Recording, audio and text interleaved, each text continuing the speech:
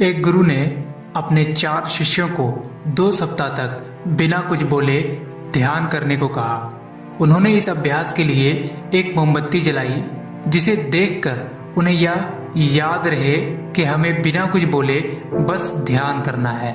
जिसके बाद उन लोगों ने ध्यान करना शुरू किया।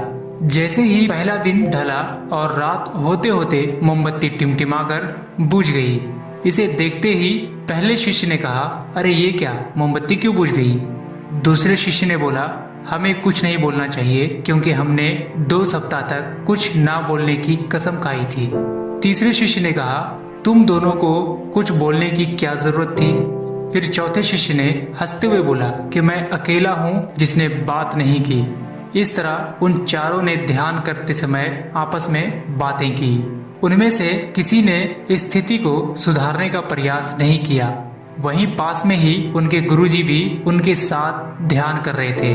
उन्होंने बिना कुछ बोले उनके बातों पर ध्यान दिए बिना ही चुपचाप ध्यान करते रहे।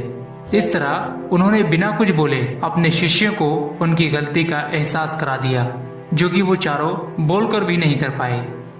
बिना सोचे समझे और जरूरत से ज्यादा बोलकर किसी के भी सामने खुद ही शर्मिंदा होना पड़ता है। एक समझदार इंसान कभी भी बिना किसी जरूरत के ना तो बोलता है और ना ही बिना मांगे किसी को सलाह देता है, क्योंकि वह जानता है कि बिना मांगे दी गई सलाह का कोई मोल नहीं होता और ना ही सामने वाले को अच्छा लगता है।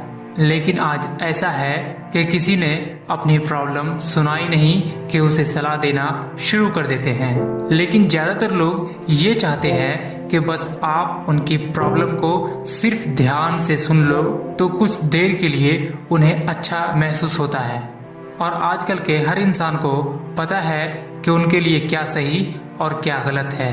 इसलिए अगली बार जब भी कोई आपसे अपनी प्रॉब्लम शेयर करे तो आप उन्हें सलाह देने के बजाय उनकी बातों को सिर्फ ध्यान से सुने और समझें।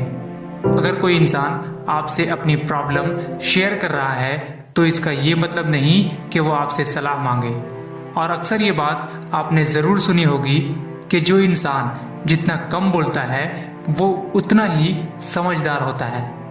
इसलिए बिना वजह जरूरत से ज्यादा किसी के सामने बोलने से नुकसान आपका है, उसका नहीं।